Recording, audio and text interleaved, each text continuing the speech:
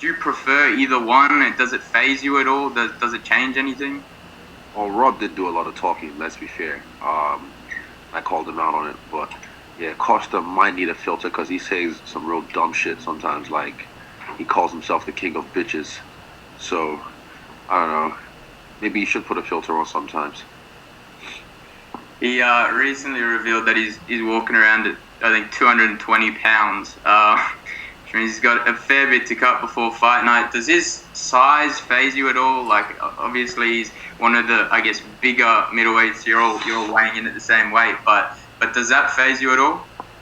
Nope, never has, never will. I fought at heavyweight in boxing, in kickboxing, and I will plan on fighting at heavyweight in MMA at some point. But yeah, this is martial arts, this is skills. Size makes a difference if you know how to use it and if you're allowed to make a difference. But yeah, they're always surprised when they step across the cage from me and they realize how long I am, how my frame. They get to test my frame rate as well. And then when they feel me in the clinch and they feel my strength, and yeah, they're always in for a rude awakening.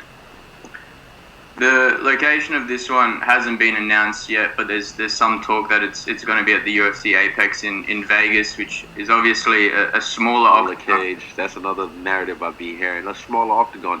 Do you want to put that to bed? Well, look at how I dealt with Brad Tavares in a smaller octagon, and he was pressuring me.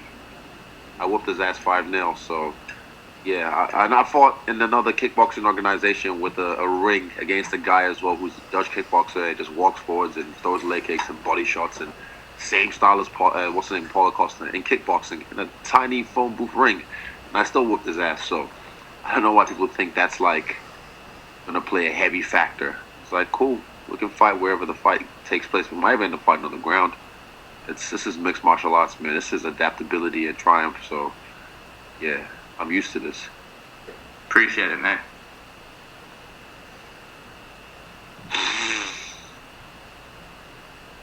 Thanks, Scotty. We're going to go now to Chris Reed from New Zealand Herald. G'day, mate. Just wondered if you could talk to the history around this event. Obviously, yourself and Costa both being undefeated, and a few of your teammates joining you for the ride. Yeah, me and Costa have been two rising forces in the UFC, and I initially called him out after I beat Brad Tavares. I told Dana White when I met him for the first time, I told him I want to fight that guy next, and he kind of alluded to the fact that it's probably not the best fight for now because it'll take a while to build us up as our own entities and then have a super fight like we are right now. So yeah, it's a perfect storm. But yeah, I've been trying to fight him for a while, and he tried to say he doesn't know who I am. Ha ha ha. Well, you know who I am now. Obviously, you would have known for a little while that Brad, Shane, and Kai are going to be on the card with you. Could you just talk about how good it is fighting with the boys again? Fuck yeah. I mean, we've done a 3-peat twice now, so now we're going to do what do you call it? Quadruple-peat? Quadri-peat? However you call it. But, yeah, it's beautiful because right now we're all together, huddled up, locked down at the gym. And this is literally, I can say this for a fact, the best training camp I've been having. Just because we're here at the gym, wake up, train, chill. It's just back to the simple life. It kind of throws it back for me to how it was in China, like the simple things. And all I had in my mind was the pursuit of greatness. So even if this lockdown ended on Sunday or last Friday, I would have still taken the 3 days being here as a refresher, because you need sometimes a refresher or a reset. And being here has done that for me because I have fuck all to do outside of this. I have no distractions. I have no obligations. All my responsibilities I handle over the phone or online. And I've learned to say no to a lot of new things and just focus on what I want to do. Wake up in the gym, train, eat, have a nap, and then wake up, train again, chill with the boys, and sleep. Just on lockdown, was it frantic at all trying to organise getting the boys into the gym before the deadline? No, not at all. It was easy because we're always in the gym anyway. We pretty much spend half our times here, so we are our own bubble anyway. So Yeah, it wasn't an issue. Usually just said, "Oh yeah, I've got an idea, blah blah blah." Cool. We're in there within the hour. So, man, that's all from me. Thank you very much. Thanks, Chris. I'm going to go to Mike Bond now from MMA Junkie. Hey, Izzy, can you hear me? Hey, Izzy, can you hear me? Yeah, perfect. What's up? Perfect. Dana White said the other night about 10 times that he thinks this is going to be the fight of the year for 2020. What do you think? Is that what we're going to see on September 26th, or are you hoping for a cleaner type of performance that's like performance of the night? I think a performance of the year, shutout of the year, shutdown of the year, maybe. Fight of the year, I've already had that in my back pocket. But if it happens again, yeah, I just don't think it's going to happen just because of the situation. And you have to be smart enough to put it together. This guy gasses after the first round. Got 5 rounds. Look at me in all my fights in the 5th round in the 6th round. I mean, not 6th round, in the 5th round. So what am I saying? I got distracted. Look at me on my fights in the 5th round, in the 4th round, 3rd round, the later rounds. I'm always fresh. So yeah, precision is going to be the key in this fight. Precision, skill, and just taking them out one by one. No doubt. And I actually had the chance to talk to Paulo a couple of weeks ago, and I asked when this is all said and done if you guys will be able to make peace and shake hands, and he said, no way am I going to be shaking Izzy's hand after I knock him out, etc. What about you? Are you willing to make peace with this guy, or is this something that's going to go on beyond the fight? Peace. Bro, I don't know. What am I thinking?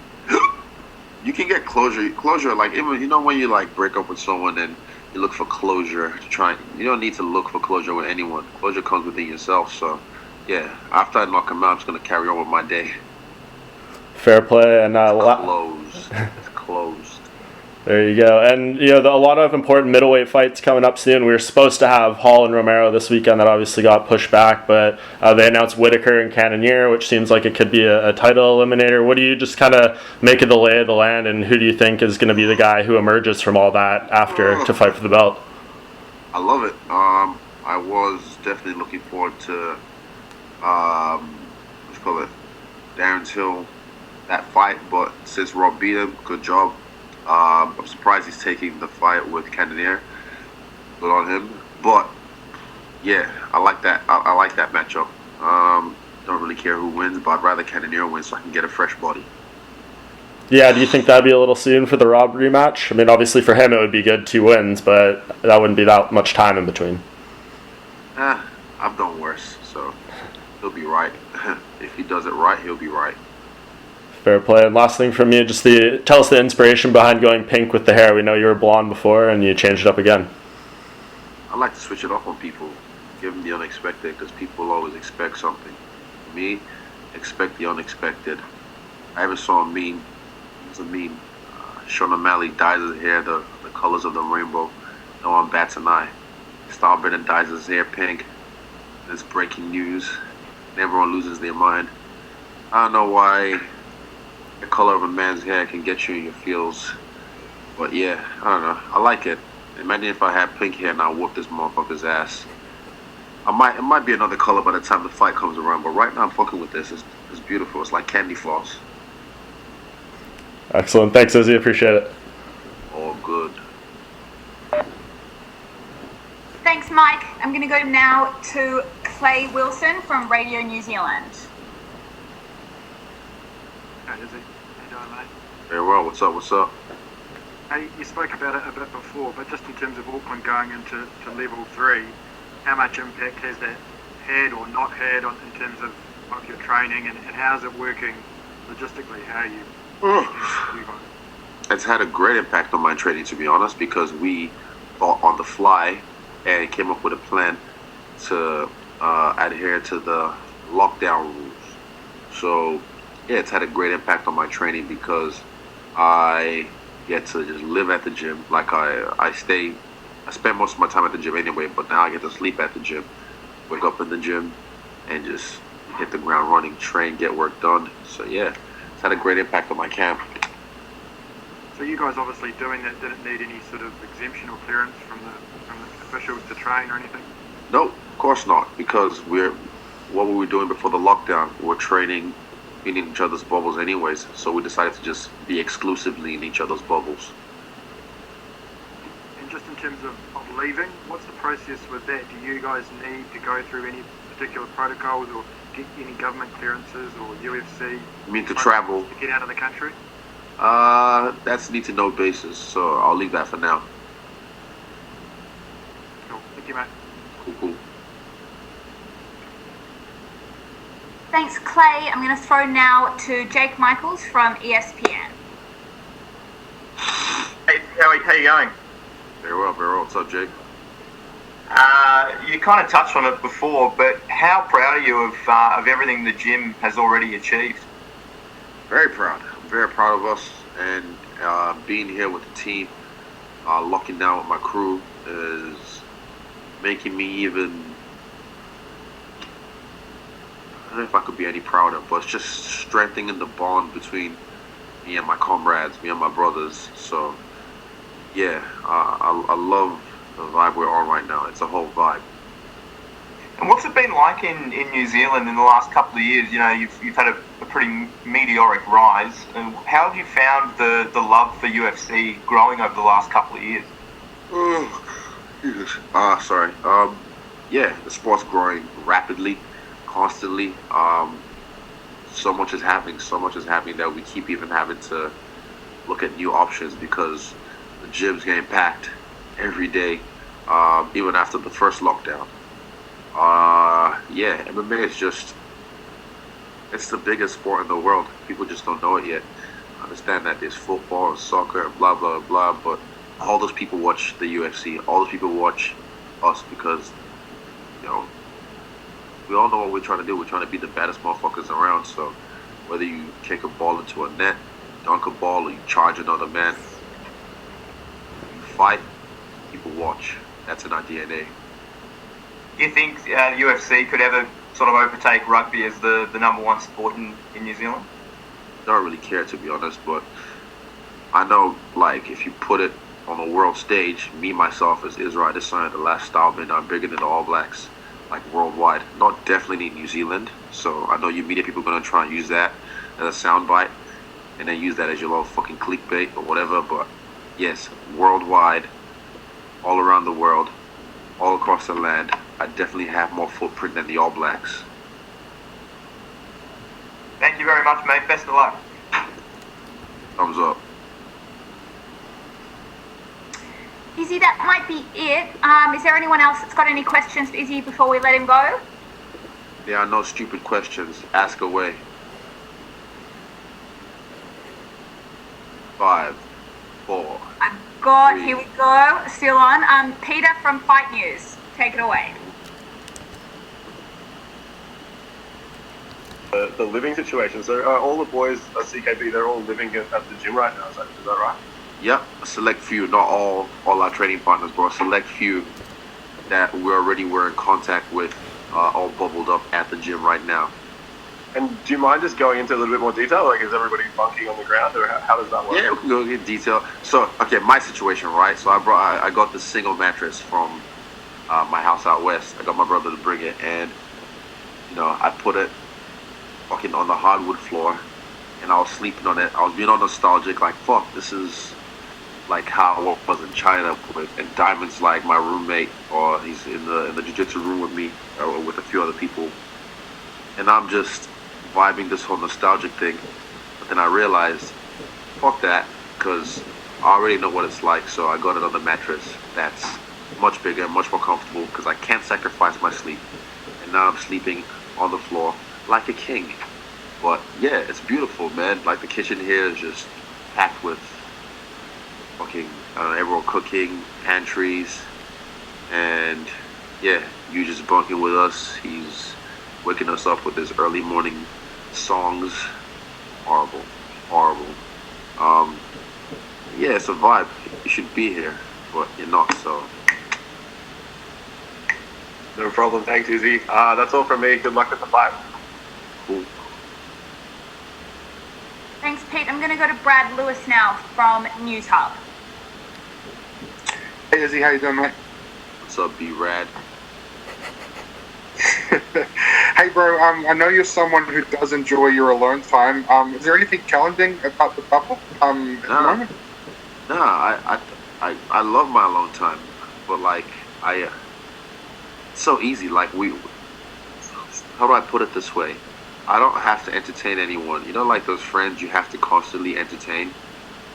There has to be always a dialogue going on, or there has to be some kind of conversation. Nah, I can just sit in the marae. That's the jiu-jitsu room we call it now, the marae. I can sit in there with everyone and just not say a word, just be in our own bubble, so I can get my alone time whenever I need to. But then we also have times when we're around the barbecue or we're around the PlayStation just having bands. But yeah, there's no problem having my alone time or being introverted in this space. And one more from me, Izzy. Dana had mentioned, that that he was considering New Zealand for a potential fight card. How close do you think it was to this fight card being in New Zealand? How seriously do you think he was taking it? I think it was serious, but there's a lot of money being invested in advance for these shows. You have to realize that they don't just happen. They do happen like that. You've seen the UFC do it before, move a whole show. But yeah, most times there's a lot of money invested in these shows beforehand. 10, 12 months, 18 months beforehand sometimes. So, yeah, I don't know. That's business shit. But it will happen eventually if this whole Corona thing keeps going on and we kick its ass again like we're going to do the second time. Then, yeah, I see a fight card happening in New Zealand in the near future. Thank you, brother. Cool. Thanks, Brad. We're just going to go back to Gardy from Fox Sports. Hey mate, I thought I'd ask you while we have you.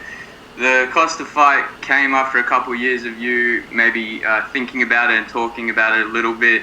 Another fight you've been talking about for a little bit now is that Jon Jones super fight. He's moved up to heavyweight. In terms of that move, does that impact your plans on the super fight with him? Would you want that at light heavyweight? Would you consider? I know Eugene's talked about you moving up to heavyweight at some point in your career. What are your thoughts on that? 100%. It doesn't change my plans. My plans are still going as forward as planned. So yeah, same thing. No thoughts on him moving up to heavyweight at all in terms of what he's leaving behind in that division? Well, look how long it took him to move up to heavyweight finally. And like I was saying, he was expecting me to do it straight away when I haven't even defended my belt yet. So I've defended my belt twice now. I want to defend it a few more times and then do what I set out to do. But yeah, hot color the kettle black on his part. So yeah, go put some fucking muscle on your chopstick legs and go fight Francis Ngannou. Watch him break you. I hope he doesn't though. Maybe he does. Who knows? Thanks, Izzy. All right, we've got another one from Chris from New Zealand Herald. Hey mate, just sort of numbers-wise, how many guys are staying at the gym? So far 10. That's including Eugene. Sweet, easy, thank you, man. Cool. Is that a trick question, Chris? Is that it? No. I'm just checking a few other guys still have their hands raised. Clay, did you have any more questions? No, Mike. Oh, there we go. Given what's going on in the world and the fact that New Zealand's come back under more restrictive conditions, how do you feel about just having the chance to compete and you'll have probably a few more eyeballs even than you would have had in a normal circumstance? It's a good question. I think it is awesome. I think it is cool. Yeah, more money. That's how I see it. The pay-per-view always goes up, like it did for the first lockdown when these dudes got what was it? I think it was 250 or 249, whatever card it was. Yeah, just more money, more eyeballs. So it makes sense. I'm looking forward to it. It's a great fight as well. Great opponent, stylistically. Yeah, it's gonna be a show, and I can't wait. And we've got three other guys as well on the card. It's just that it's the same feeling I'm used to. We've had it twice in Melbourne with the boys, where it's just we go through the camp together and then we rise together in the trenches when it's time to go to work. So it's familiar to me.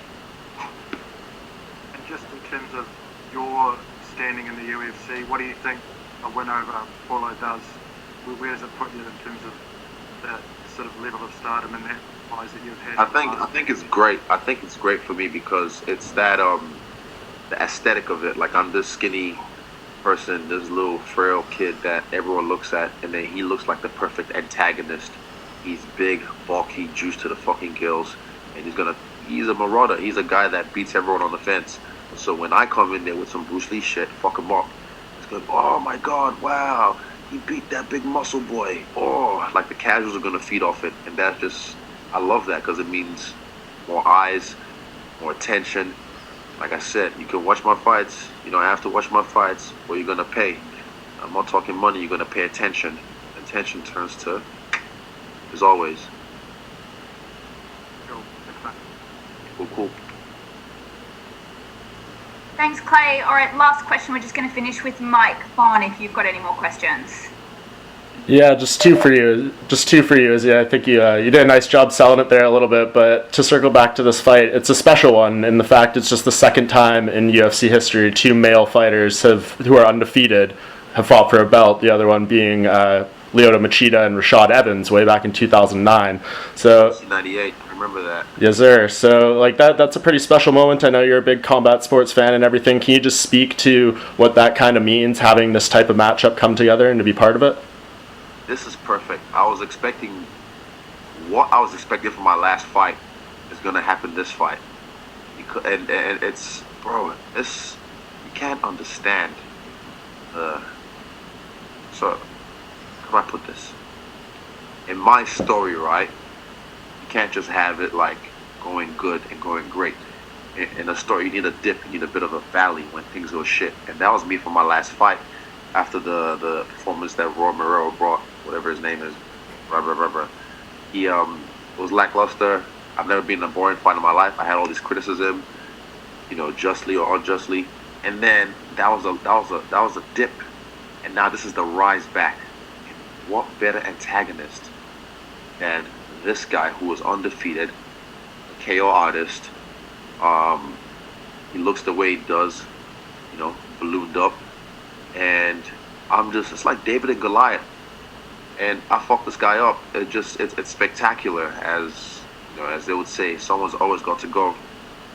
Yeah, it's a beautifully set up story. Yeah, it's a beautifully set up story. You couldn't write this shit. You could, but it's real. It's real. Love it. And last thing, haven't got to speak to you since you were announced as the cover athlete for the UFC 4 video game. Someone who's such a fan of that world and anime and all that kind of stuff, just what does that mean to be a cover athlete on a video game like that? Yeah, it's dope. It's premonitions, man. I've always thought I was going to be on the cover of the game. I like the new look of the game. I like the different modes, like I think the Kumite mode. Like, I run that shit. Yeah, it's cool. It's just like I buzz about it, but I know the kid in me, like the 11-year-old Izzy, would be going nuts to be able to play himself right now. And I've only had a chance to play it a couple of times already, but yeah, soon. That's dope, man. Well, congrats on another accomplishment there, and looking forward to the fight. Thank you for the time today. Awesome. Thank you.